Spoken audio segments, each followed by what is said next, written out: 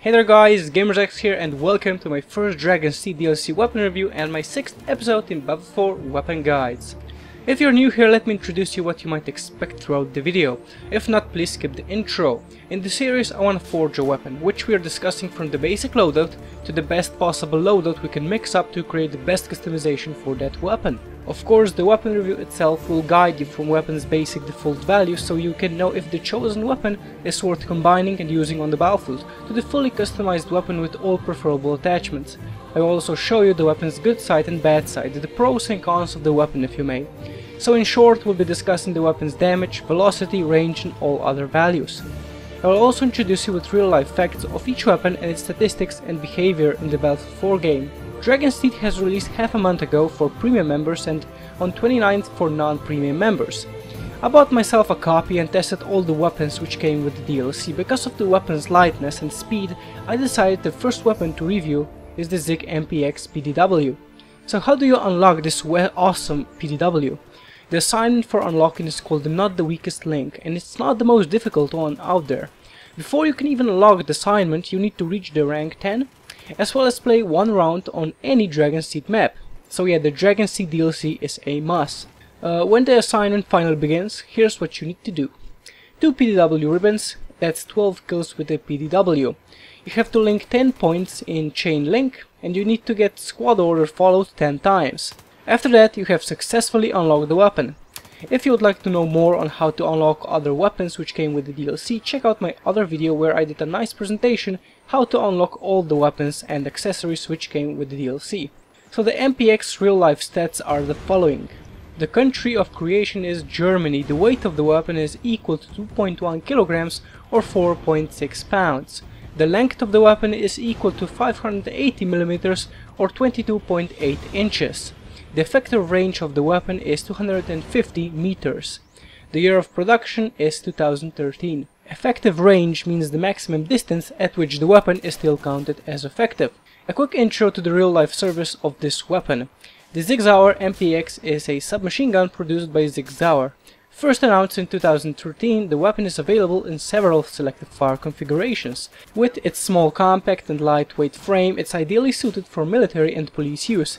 The SIG MPX is a modular weapon which can be user configured to fire 3 different calibers.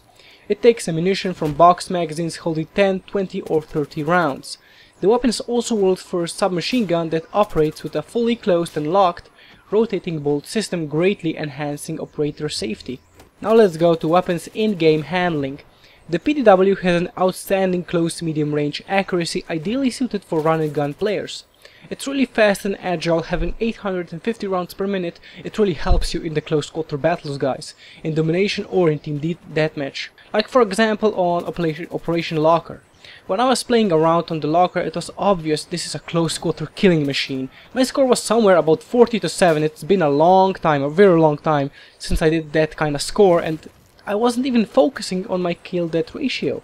That few extra rounds per minute will really help you out in those kind of situations. Their iron sights are okay, rather small for my opinion, but not horrible in any way. You can always equip it with an optic for easier tracking on your target. It gives even better results. The upper recoil of the weapon is equal to 0.36 degrees, while the left and the right recoil are totally the same, the 0.3 degrees. Basically, vertical recoil defines how much the barrel moves up after every single shot. The 2 horizontal recoils are sometimes a bit different, since these are the limits of a random value, but here's not the case. Because the weapon's horizontal recoil is the same on both sides, it's extremely accurate even on long range. With burst shots, you can take out an enemy as far as 300 meters. And on close ranges, you just need to adjust the recoil by slightly sliding your aim towards the ground. I was really amazed of how great the weapon's accuracy is. Spread-like recoils defining the spray pattern and accuracy. In short, it means how inaccurate the weapon really is. Remember that all numbers are in degrees. Now let's head out to Battlefield 4 weapon stats. The damage of the weapon is 34, accuracy also being 34, hipfire is very high 72, range being low 20 and stability 42. Rate of fire of the weapon is, like I mentioned before, 850 rounds per minute. Now let's check those reload times. The reload time of a totally empty weapon is 2.1 seconds. and the reload time when there is more than one bullet left in the chamber being 2.7 seconds. Reload times being that fast is extra important in close quarter situations. The PDW has 26 bullets in the magazine, which isn't a lot nor small. It's important it has such great reload times. A lot of the times I ran out of ammo while in the fight, but I only changed stance, going prone, reloaded my weapon and continued to shoot. The enemy didn't have the time to change to secondary when it was all over for him. Now let's check what attachments are best to use on this weapon. Like I said previously, the iron sights are not horrible in any way, it's just hard to keep track on your enemy when the PDW has a fast 850 rounds per minute. That being said, upgrading it with the Coyote Reflex Red Dot sight or the holographic, which by the way is my favorite on this weapon, it really gives awesome results.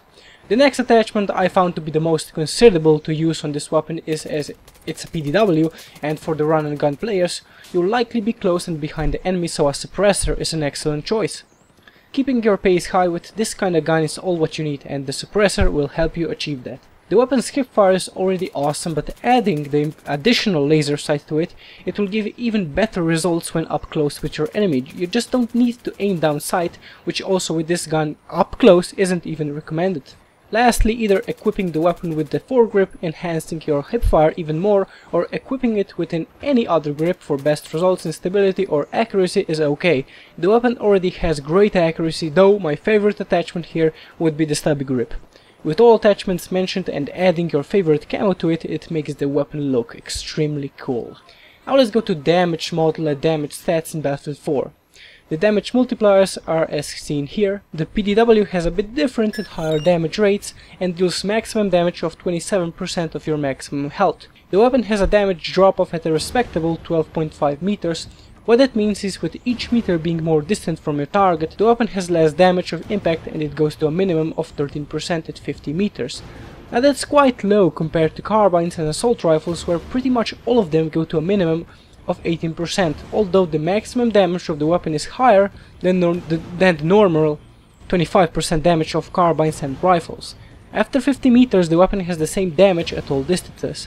If we import the damage multiplier values to our weapon, if you hit an enemy in their legs or the stomach, they will sustain a maximum hit about 25%, a chest hit will produce in 27% of maximum weapon damage, and a headshot would hit him with 54% of maximum damage. At the end of the review, I can say that this weapon has really surprised me. It's great up close, great accuracy, even better hipfire, with rather small and manageable recoil. It's my new favorite weapon in Battlefield 4. I really hope it does not get nerfed with the next patch. I'd give 5 out of 5 stars for it. That's been my SIG MPX weapon review. I hope you have enjoyed it and found the facts in this review innovative and informative. If you did, I would much appreciate if you thumbs up the video, because I put a lot of effort to make my videos so in-depth. Please tell me in the comment section below which weapon from Dragon's Teeth DLC should I evaluate and review in the next episode. If you're new here, head out to my channel for great gaming videos, weapon reviews and Battlefield 4 news. Thanks for watching and I'll see you next time.